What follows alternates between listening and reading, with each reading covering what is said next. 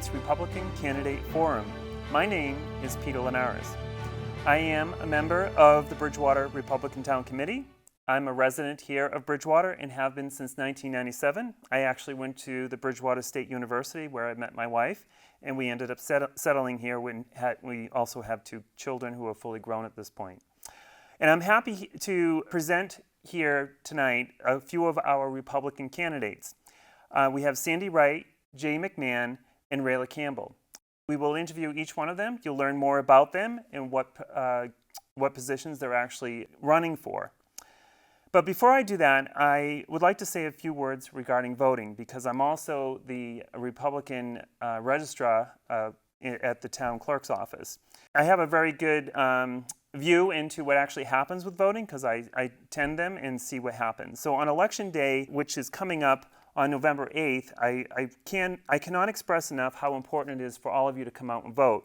We have about 18,600 registered voters here, and we usually only get anywhere from 10 to 20% of a turnout.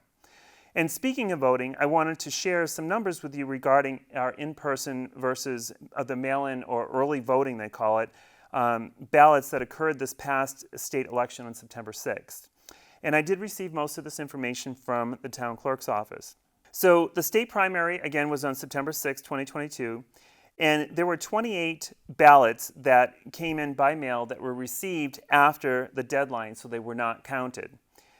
Some ballots were sent even to the East Bridgewater Town Hall, so which means they never made it to the Bridgewater Town Hall. For whatever reason, they were just mailed to the wrong town hall by the post office. So some of the numbers, when we look at the absentee ballots, for those that applied, there were 74 that requested them and only returned 45 back to the town hall. And then when it comes to the early ballots or the mail-in ballots, we had 2,535 people request and applied for these mail-in ballots, and only 1,842 of them were returned. So the total voted was 3,730 out of 18,600 approximately registered voters, which equals about 20% of a turnout, which was pretty good for Bridgewater. But of course, we'd love to see a lot more of you.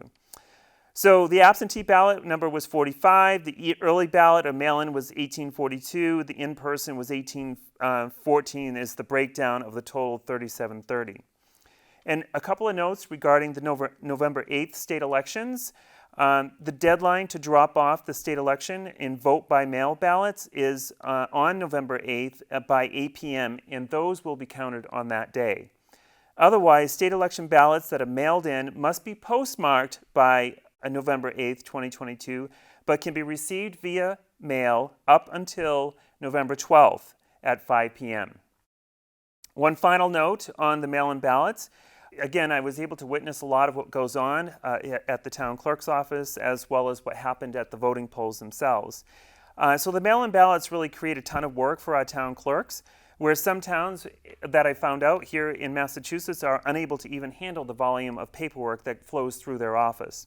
So Bridgewater seemed to have it done well. I mean, they worked really hard to keep everything in order and done by precinct and really get all those mail-in ballots done.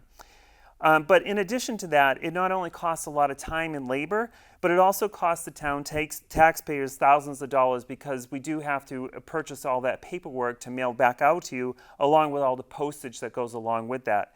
So just bear in mind, and if you really want that ballot secure and counted on that day, please come in person to vote. It really makes a big difference, and Bridgewater here, all the town clerks, everyone, and the wardens and the precinct wardens work extremely hard to keep everything secure as possible. So I do encourage you all to come out on November 8th. I wish I could see 18,000 of you. That would be awesome. So thank you, and now we'll continue on with our interview with the Republican candidates, and we'll learn more about each one of them.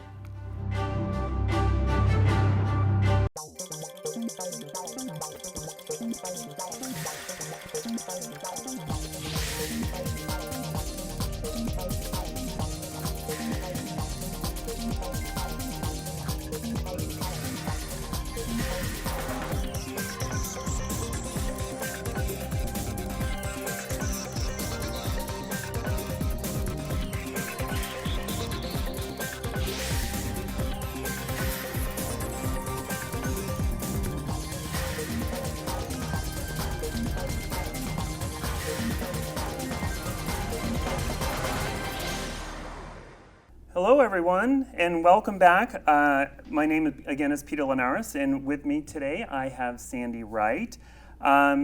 Sandy is from Bridgewater. She's running for re-election for the Plymouth County Commissioner. So what I'm going to do tonight is I'm going to give her a bit of an interview, ask her a couple of questions. So before I get started, Sandy, first off, welcome. Thank you. Nice to be here, Peter. Good. I'm happy to have you, of course. I'm happy to always help my Republican candidates. So why don't you tell us a little bit about you and your background and maybe how you first got involved with politics?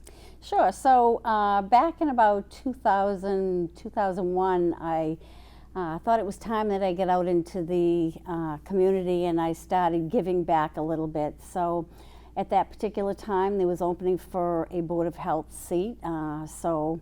I was really looking to be on a committee. I didn't know I had to run an election, but once I got to the town clerk, he gave me all the papers to go out and get signatures and, of course, get on the ballot. New to me, but I did it and I ran. The first time I did lose. I ran again the second time the next year, and I won.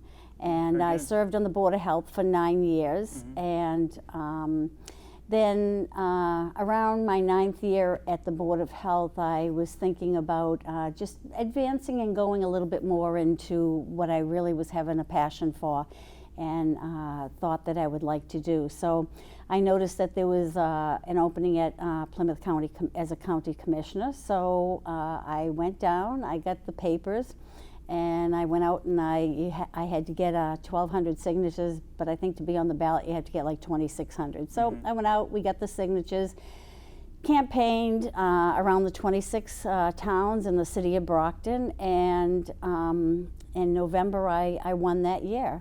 Very good. So when I won in November, and then December 1st, interesting, I was put on a committee as a commissioner to abolish myself.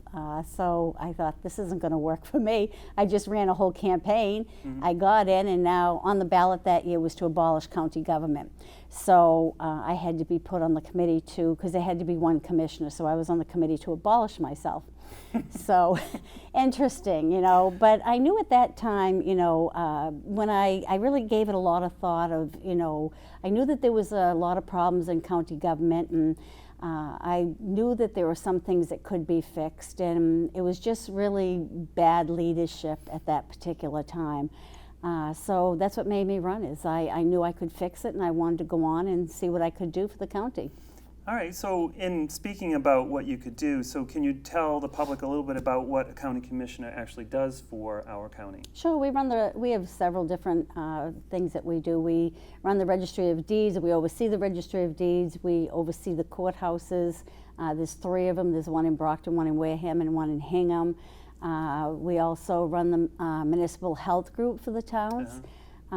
We oversee the pension plan for the municipalities, and we also have a vehicle bid, which means that we get our vehicles for the municipalities cheaper by going through in bulk, kind of through the different vehicle bids. So we have 230 towns that are involved or in with us as for the vehicle bid. We also have for 230 towns within Plymouth County. No, not necessarily. Anybody can come on it. Yeah, come in on it. So, okay. I was going to say that's we also do the parking ticket, which is really in the past it hasn't been so great because when I first came in. Because we needed new equipment at the time. County was completely broken. We were $1.2 million in a structural deficit.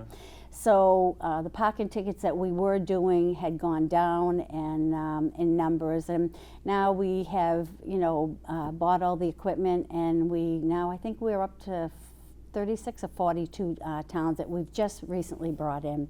Okay. So it's really helpful for the police and to be able to go out and tag the cars really with a handheld monitor that they have. So much easier. So how many towns are actually here in Plymouth County that you're servicing? So there's 26 towns and the city of Brockton, so that's 27. Okay. And can you tell us a bit about, well, I guess you mentioned a few of the projects you had worked on. What about some of the projects, if you are re-elected, what projects are you planning on to work on or continue to work on? Well, when I first came in back in 2010, I've been a county commissioner for 12 years. I'm up for re-election, obviously, this year. And when I first came in, one of the things that really was in question for me is our lakes and ponds and rivers, and going around and looking at all the different towns and looking at that's what I ran on, was that I wanted to purchase a dredge. So that we could offer that to our towns, and they could go out and dredge their rivers and their ponds and everything. Because if you look at them, you see they're all overgrown, and they're beginning to be cranberry bogs. We're losing our natural resources, and I've been very passionate about that. I still think that the towns should look closely at what they have for their natural resources. I'd probably one of the commissioners that probably argues a lot about, do we have a flood problem? I disagree, because if you don't take out that silt, your water is just going to keep on rising. Yeah. And so my idea is, you go in, you take out the silt, you make more room for the water. I would challenge some people probably on flooding in some areas. Granted, we do have floods in some areas, but not in all areas. We have to take care of our environment and what we have, and we're really overlooking it badly, and we really need to get committees to look into that, because it's something we're going to look at in years to come and say, oh gee, why didn't we take care of it? We have no natural resources left. So that was when I back in 2012, I think it was, I also got $250,000 to purchase a dredge, and since then, we have put in 3 pieces of legislation to the State House, which we won all 3 of them. Nobody had done that in the past. So, which really made life, just really, not life, but the communities and the towns to really turn around, knowing that, there was somebody there. I know when I first went out, I told them, the towns, they all wanted to abolish us. So I basically went out to the selectmen meetings and told them, I'm the new kid on the block, and I see the problems that we have, and just give me a year, let me show you what I can do. And so I went out marching along and trying to meet with all the town managers and, see what their needs are. Every town is different, Right. not, there is no two the same.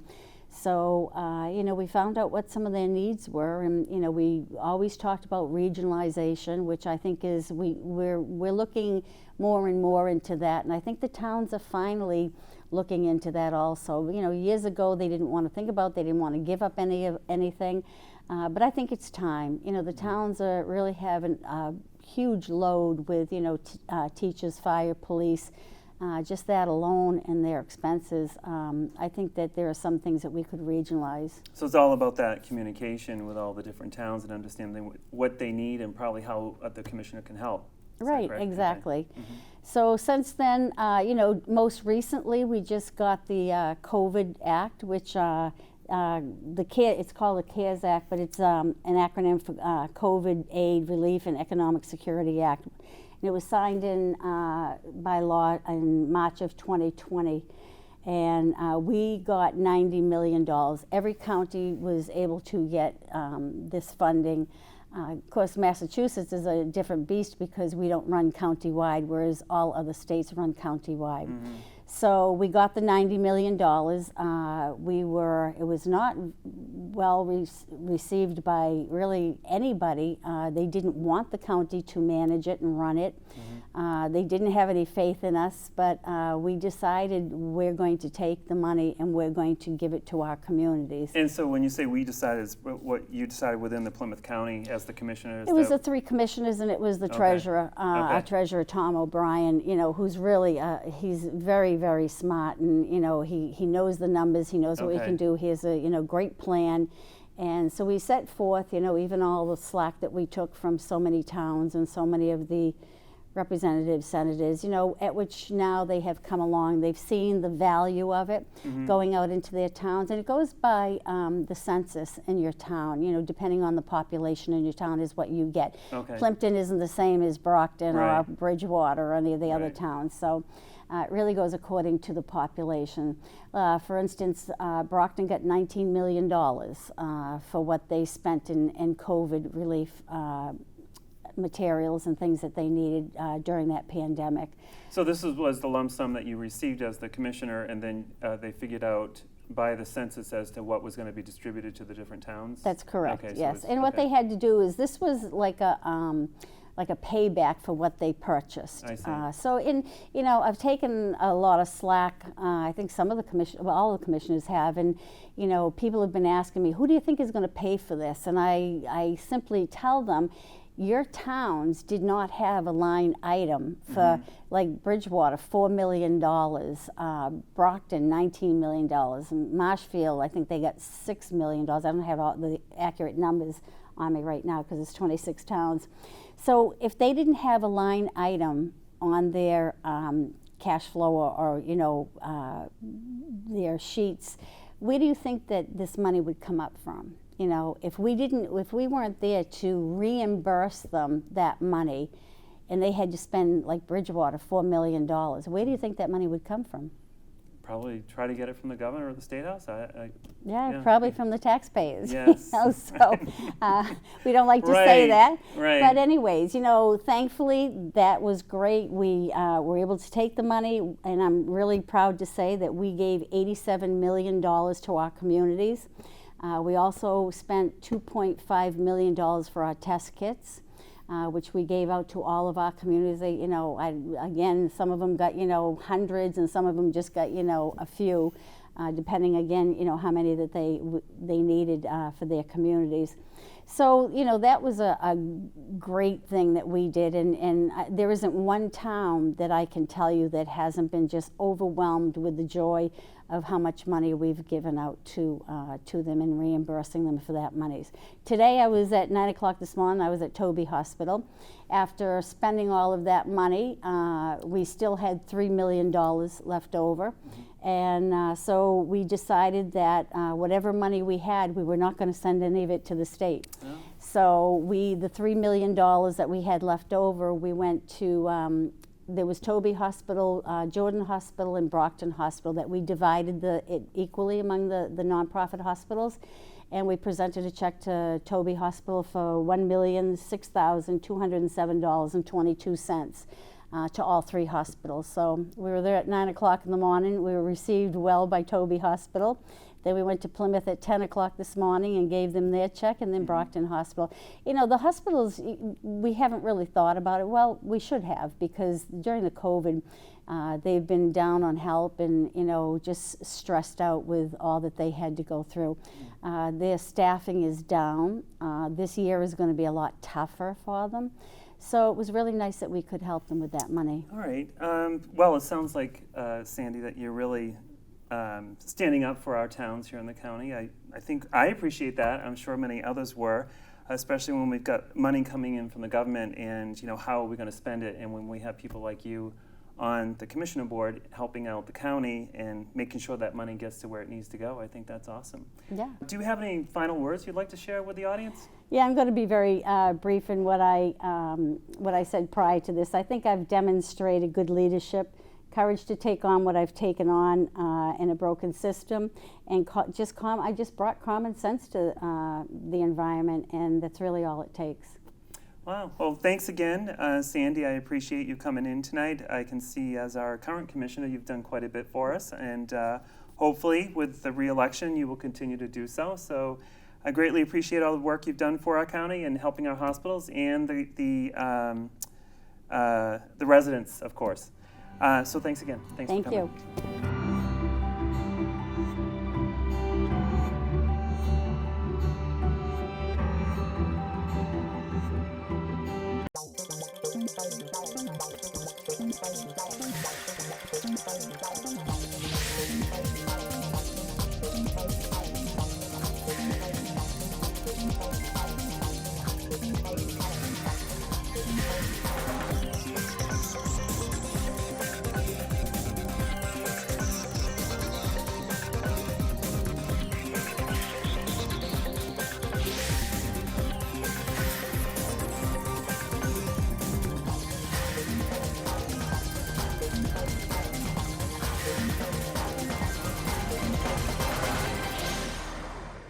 Okay, next up we have Rayla Campbell. Hi, Rayla, welcome. So, Rayla, I know that you're from Whitman and that you're running for Secretary of State. So, why don't you tell us a little bit about your background and the platform that you're running on? Thank you so much, Peter, for having me. It's amazing to be on here with the beautiful residents of Bridgewater. It's great to talk about what I'm doing and why I'm running for Secretary of State. I'm from low-income housing in Scituate, born in Boston, raised in Scituate, Mass, and low-income and Section 8 housing. It was really important learning about our country and what it meant to be a freedom fighter. And coming from Scituate, the Army of Two, it's very important for me as running for Secretary of State that people understand the history of the state. Sure. I'm running for this position because of what the current Secretary of State did to me in the 2020 election. And if people want to know more about my background, they can go to my website and I'll plug that later. Okay. But what happened to me was unconstitutional. They actually broke my constitutional rights and the laws currently to keep me off the ballot. So for me, when you have a constitutional officer and they will violate your constitutional rights and break the law to keep you off the ballot, it's time for a change, and it's time for somebody who's a strong patriot American to stand up and remember the values and what our Constitution and our forefathers put forward for us, and that is to protect our elections. They need to be fair, true, honest. We need to have election integrity, and we need to make sure we're having voter ID, we're voting in person, on paper, and that we're not having these unconstitutional, unchecked mail-in ballot process where I've actually found out during the primary election that there were ballots that were mailed out incorrectly, and those people actually filled them out and mailed them back in. Did their ballots count? Well, some of them showed up late too and didn't get counted. Exactly, I saw that too in the recount process. Right. Well, speaking of voting, what did you think about? What are your comments about the ballot question that I actually didn't read in the pamphlet that came out from the state? I think it's going to be question number 4 on the ballot about the illegal immigrants. You want to probably give us a few comments about your thoughts on that? Actually, I would like to talk about that because it's actually really important. We have this thing called direct democracy, and that's what we did.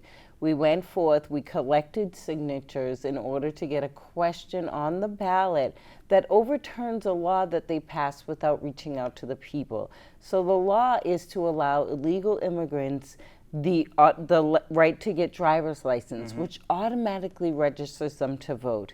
If people know and they are paying attention in Massachusetts, a few years ago, they passed the Voters Act, which automatically, once you get a driver's license, registers you to vote. Right, unless it opts you, them in. Yes. Yeah. And it also matters, it doesn't matter if they're registering to, getting a license or renewing their license, right? It still opts them in. Right, and if you're unenrolled in a party or not enrolled, or you are enrolled in a party, it will actually change your party affiliation, which we've seen happen throughout.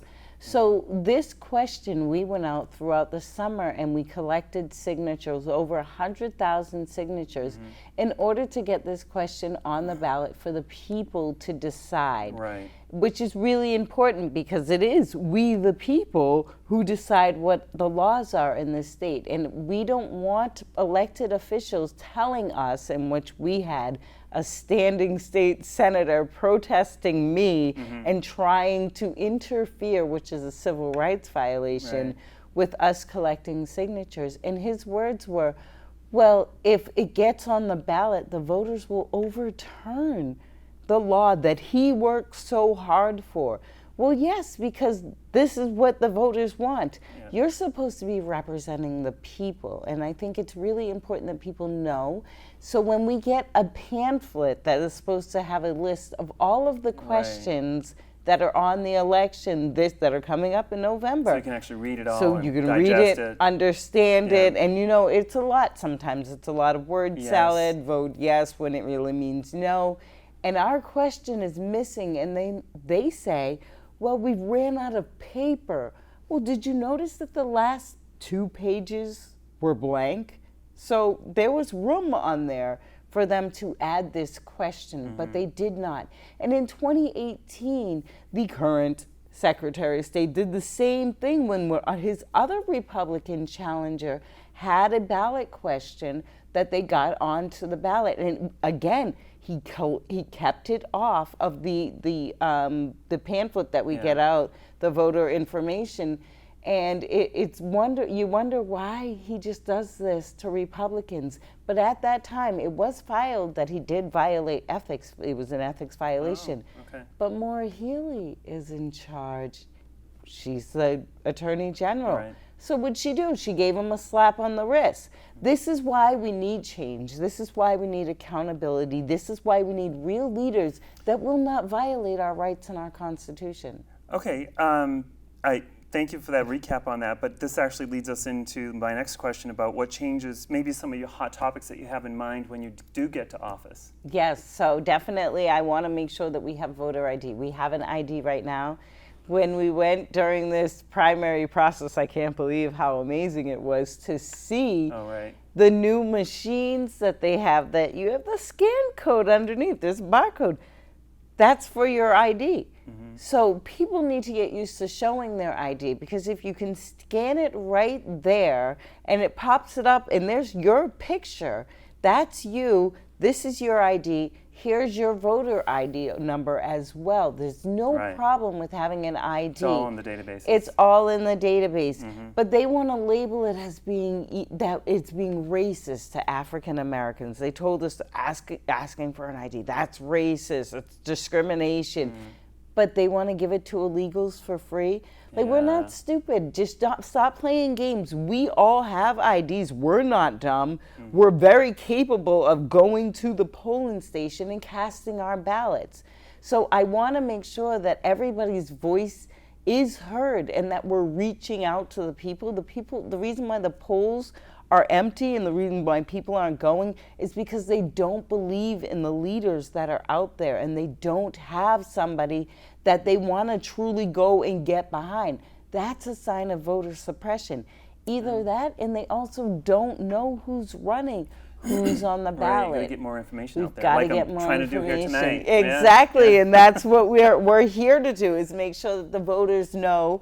And I want to make sure that they know that, and make sure every single time that there is an election locally, people know who's on the ballot, who's running. Get that information out, because we need to bring civics back into our schools, into our lives, and realize that when it comes to local politics, it affects us directly, and we have to be making sure that we are involved in what is happening in our communities, and not some people that come from California or Chicago that are directly affecting our lives. That's not how we are.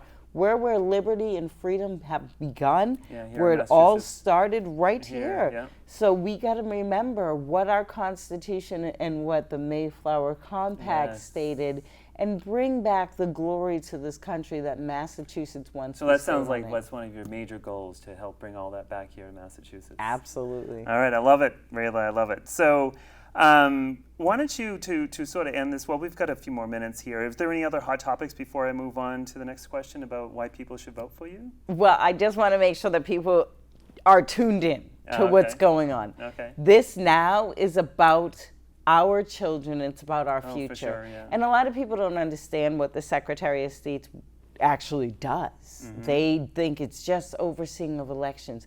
But when it comes to, there's a lot of things, there's so much. We're talking about the keeper of the state seal. We're talking about the protector of public information that should be given to the public. Even the library trustees, right? Yes, on the board of, he's board of state library, and that's our historical artifacts when we see things taken down. But then also when we're talking about transparency and freedom of information, as a parent, as a mom of 3 small children, when I want to know what's going on in my children's schools, I don't want to be blocked. And I want to know what's happening. And when our teachers and our school board are saying, oh, you're domestic terrorists, and they don't want that information, and you appeal to the Secretary of State's website and office to go through, because it goes all through the website, it shows you. But when you appeal to that office and you want to know what's going on, that's public information. Yeah, for sure. And why is it taking so long? And why are they charging parents and families over $40,000 for information that should be public information readily available? How much does it cost to send an email?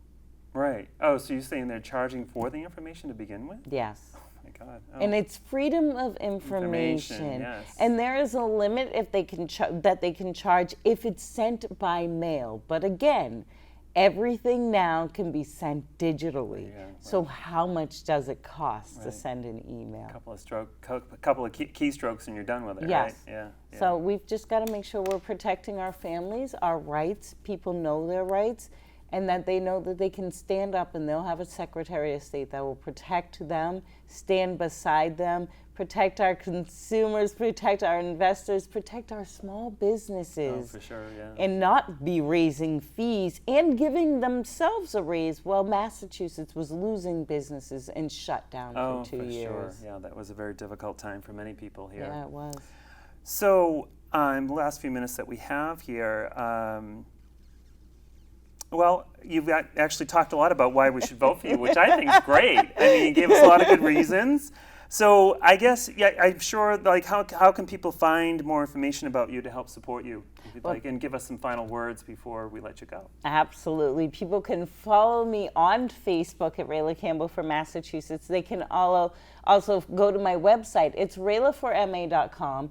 That's RAYLAFORMA.com. You can donate, support, get involved, get behind a candidate. Make sure you're getting out and doing something. We hold signs. If you need a sign, please reach out to us. You can do that through our volunteer form. Actually, just give us your address. We'll drop off signs. We have plenty. We're getting more.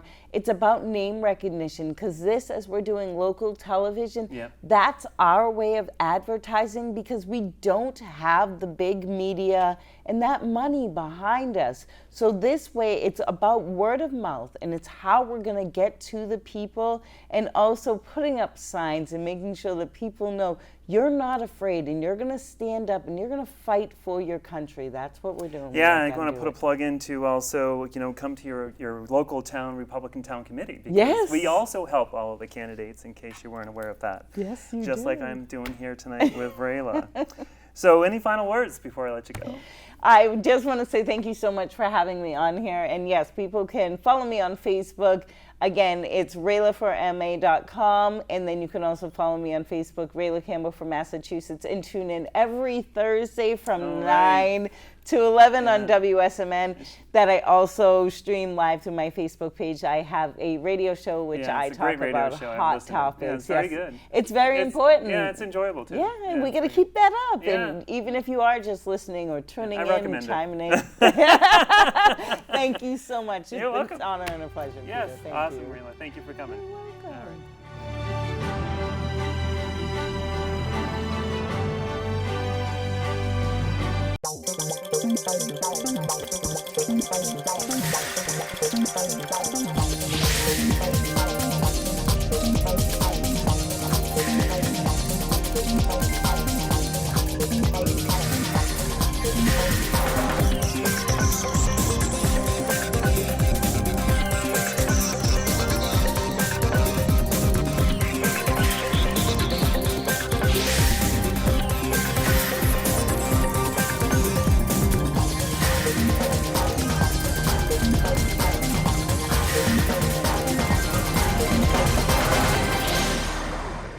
All right, and up next we have Jay Mcmahon. So Jay, welcome, and thank you for joining us this evening. Thank you, Peter. Good to be here with you. Looking forward to this interview. I know it's going to be hard-hitting, and I'm ready for tough questions. All right, let's get to it. So Jay Mcmahon is running for Attorney General here in Massachusetts. So Jay, why don't you, since this is the Bridgewater public, why don't you tell them a little bit about yourself and your background so they get to know you a little better? Okay, well, I'm a trial attorney. I've been attorney for 35 years. I grew up on Cape Cod. I went to public schools. After I got out of high school, I joined the Army National Guard. I became a lieutenant in the military police. And I also was a police officer in Barnstable. I was a provisional officer, and I'll explain, if we get time, I'll explain what that is later.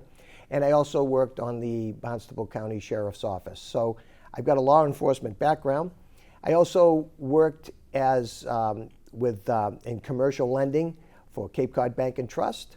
I was also the payroll manager for Cape Cod Hospital for over 2,000 employees, and I ran Scudder Taylor Oil Company, the largest oil company in southeastern Massachusetts. So I have experience in large commercial organizations with several thousand employees. I was in management and all three, and then I became a lawyer. And like I said, for 35 years, I'm a litigator. So I go to court. I'm the type of lawyer you see on TV who is in front of a jury or in front of a judge making a case for a client or a corporation or any individual who needs help from a lawyer and it's going to litigation. I'm your guy. I've been in every court that the Attorney General practices in. I've been at every level of court in Massachusetts, both state and federal. So I'm a trial attorney, done appeals all the way up to the Supreme Judicial Court of Massachusetts, and I've been before federal, state, and local boards and commissions. So I pretty much got a handle on the issues of Massachusetts and what needs to be done in court and what the Attorney General does. So I'm well experienced in that. Tell us a little bit about what an Attorney General actually does here for our state. The Attorney General is the top elected law enforcement official in the state. Every state has an Attorney General. Some are appointed by the governor. In most cases, though, most states, they're elected. In this case, I would be elected. Our current Attorney General is Maura Healey. She's done a terrible job.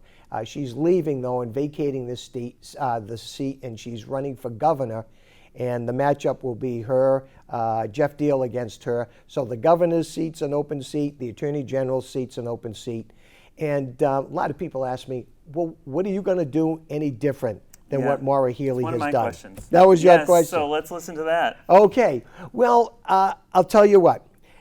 There's a lot of corruption in Massachusetts, and there's a lot in the office of the Attorney General.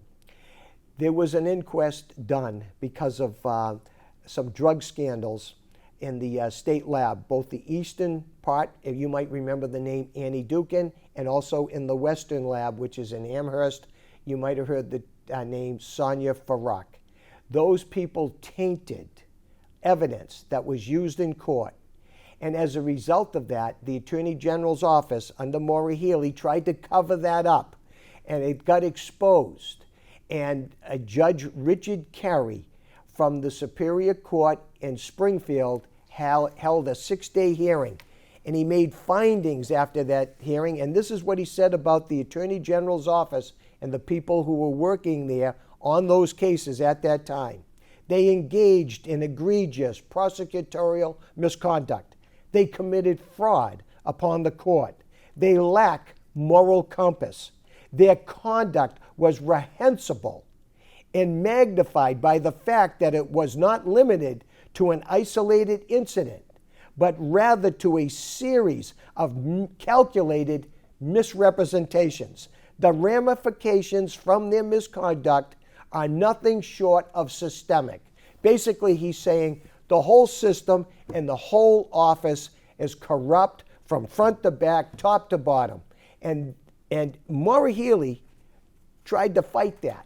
And so she appealed it. It went all the way up to the Supreme Judicial Court.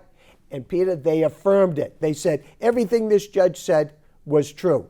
Now, if you want to know a little bit more about it, because we don't have time to go into the details, go to Netflix and look up How to Fix a Drug Scandal. That's a documentary. How to Fix a Drug Scandal. After you get done watching that, you will see why Maura Healey should not be the Attorney General and should not be the governor of the Commonwealth of Massachusetts. Get a big bowl of popcorn. It's a long documentary, but I'll tell you what, it's what good defense attorneys do, and they brought this all out. It happened in Western Massachusetts, but it affected Peter, get this, 30,000 people who were convicted on some drug-related issues. 30,000 convictions were overturned because of what the Attorney General's office tried to cover up. So, doing something differently, you want to restore some of that trust back into the Attorney General of Massachusetts. Absolutely. Now, what I would have done differently, a lot of people ask, what would you have done differently? Right. I'd have come right out as soon as I knew about it. I'd held a press conference, say what we discovered. We're going through our records. Now, I wouldn't offer any changes to any cases where somebody, when somebody pled out, say they pled out to a deal. Do you know why? They know what they're pleading out, and they know what they were selling. Right. But for those that denied it and went to trial, I would look and see, and if we used that tainted, that is, if the office used that tainted evidence, I would notify their defense counsel and say, we have uncovered information since your trial that has shown that this evidence was tainted. I suggest you do a motion for a new trial, and we will assent to it. And then we will either try the case on other evidence that we have, or else no pros the case. That means, say, we're not going to prosecute, the guy can go free, because the only evidence we had was that which was tainted. But Maura Healey didn't do that. They did just the opposite. They dug their heels in, tried to hide it. Folks, you need open transparency, and you will get that by voting for me as your next Attorney General for Massachusetts. So, thank you, Jay. I think that's terrible, and it's obviously a very hot topic for you. So, are there any other hot topics that you'd like to discuss to let the public know that you'd like to work on if you get into office? Sure. Public safety is my number one issue. Your public safety. In other words, you're at home, you're paying your taxes, and you got crime in the streets, and you know it's there. My opponent, however, her number one issue is to defund the police. Now, how does that clean up crime? It doesn't. It hampers crime. And you might ask yourself, why would she do that? Well, that's her platform. She's woke, and this is what she wants to do. They want to punish the police. They have animus against, that is, they've got ill will toward the police departments throughout the Commonwealth. I'm just the opposite. By and large, I back the blue. If we have a rogue police officer and he does evil, commits crimes, well, then we will investigate and we will prosecute, and he will suffer the same effects of a legal prosecution as anybody else would. A legal and criminal prosecution, he will be on the bad side of that.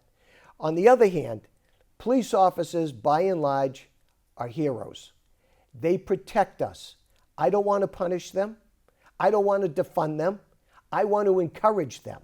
I want to provide adequate funding so that they can do their job to investigate crime and keep us safe. My opponent's on the opposite side of that issue. I don't think that you should run for a prosecutorial office and say, vote for me and I won't do the job. In my case, I will do the job. My opponent, on the other hand, wants to defund the police, and she would be trying to run the top law enforcement position in the Commonwealth. The two just don't go together. It makes no sense, and that's why I'm saying you have to vote for me. Thank you. Another thing we have, aside from feeling safe here in Massachusetts, it's also our freedoms and civil rights. So what changes would you make from the current administration with regards to individual civil rights? Because sometimes I feel as though that's being, infringed upon. Civil rights cover a number of things. We have civil rights in our federal Constitution, in particularly the first 10 amendments. We also have civil rights in our state constitution, and we also have civil rights by statute. A lot of things are situational. In other words, you always have, like for instance, the First Amendment, the right to assemble. You have the right to free speech. We have the right to a free press. We have a right to worship the way we want to without the government interfering with that. We also have a Second Amendment right, the right to keep and bear arms. Now, the federal government limits that to certain things. You can't have automatic weapons like machine guns. But there are other firearms that you can have. In our state, in June of 2016, Maura Healey put a list of guns that she said that the people of the Commonwealth of Massachusetts cannot have those guns. No state senator voted on that. No state representative voted on it. Governor never even saw a bill to either sign or veto. She just said it. And her actions are unconstitutional. So the first thing I'll do on day one is I will rescind and revoke that enforcement order that she issued in June of 2016. But I'm going to do more than that. I'm going to stand with parents. Parents have a free speech right to address school committees when they are concerned about the curriculum that their children are being taught. I believe that the parents have a right to address that and to address other grievances that they have with school committees and school officials. They're your children. They don't belong to the state and they don't belong to the schools. And if the school committees are hassling you or giving you a hard time or not allowing you to address them, I will step in there using state troopers if I need to, so that your right to free speech and your right to bring a grievance before a government body is not interfered with. Very good. I love it. So I think we got time for one more question here, and then we'll wrap up a bit. So this is more on the elderly, regarding the elderly community. So do you believe the Democrats have the best interest in representing the elderly community? No, they don't. And why is that? They're not. Well, first of all, we have elderly that are getting scammed all the time. Oh yeah. I'm getting phone calls all the time about that. People reporting it to the Attorney General's office. They're getting no response. They're trying to get response from the police departments, but the police departments are understaffed and are not geared to address this issue. I see. There's a lot of issues that government officials, law enforcement, are not following up on. One is scams through the computer, identity theft, credit scams, and all that other stuff. It is. But also, how about the shootings that we're having constantly every other day in Boston and some other major cities? We've got shootings. All right, they arrest the shooter, but nobody traces the gun back. So the left would use this and say, here's another gun violence. We've got to stop guns in this state. And yet, not one licensed gun owner in Massachusetts has ever committed a gun crime. That's a statistic. And if somebody looks one up and finds one, okay, you might find one. But by and large, there are none. So licensed gun owners do not commit gun crimes. So it begs the question, where are these guns coming from? Gun runners are bringing them in. They're coming in from out of state. A thug cannot go into a gun store in Massachusetts and buy a gun. You need a license to carry to buy a gun. Right. So we have to start tracing these back. Can we do it? Of course you can. In the investigation, once you grab the guy, you're charging him with murder, you squeeze him. You tell him, we want to know, by squeezing I mean interrogate him. Get information. Where did you get the gun? They don't want to tell you. That's 5-year sentence you add on to whatever they get. You don't bargain it off. You don't plea bargain it. You got them cold. You bring them all the way to trial, and you get on and after sentences. Because we want to know, and they'll cough it up, the information. We want to know where those guns are coming from. We trace them back to the next one. It's just like tracing back drugs and drug deals. I think what you're saying, too, is like we just don't hear the whole story. They just let us hear what they think we should hear versus understanding where the gun actually came from. No one ever hears that. Nobody ever traces it back. But I'll do it. I'll step in and do that. All right. Well, I think that's about all the time we have. So before we go, though, Jay, what can you tell the local community here in Bridgewater? What can they do to help you become our next Attorney General? All right. The most important thing, you got to vote for me. As you know, this is my second run. I ran against Maura Healey 4 years ago, and I figured out a formula. If everybody who voted for me last time brings in just one person, I win. It'll be a squeaker, but I win. If everyone who voted for me brings in 2 people, they make up for the lazy people who will not bring in another person, and we win by a squeaker. But if everybody that voted for me 4 years ago brings in 3 people, talk to 3 people who either didn't vote or didn't vote for me, and they vote for me this time, we win by a landslide. I will be there and answerable to you. And if you want to get a hold of me, go to my website at www.attorneyjmcmahon.com. You got to spell out the word attorney, A-T-T-O-R-N-E-Y, J-J-A-Y, McMahon, M-C-M-A-H-O-N. No spaces in between that, .com. Or you can go to my Facebook page at Attorney J. McMahon, or you can go to my Twitter account at Attorney McMahon. You can also call us. If you go on my website, you'll have the phone number there. Vote for me. Talk to your friends about me. Go on my website or Facebook page, order a sign. We'll put a yard sign out in front. You can also get, if you want some cards, some push cards to hand out to some of your friends, we'll get them to you. We'll get you bumper stickers if that's what you want to put on your car or give to some of your friends and neighbors. We can do that too. If you want to help with fundraising or if you want to contribute, you can go to the donate button there, or you can send a check to us at McMahon Committee, P.O. Box 313, Buzzards Bay, Massachusetts, 02532. All right, Jay. Well, thank you so much for joining us here tonight. I just have a couple of last words for myself here. So on behalf of the Bridgewater Republican Town Committee, this is actually, Jay is our last candidate here for tonight. We've had 3 of them in tonight. But on behalf of the Republican Town Committee, we thank you all for coming here. And we do hope that the Bridgewater public has learned a lot from all of you.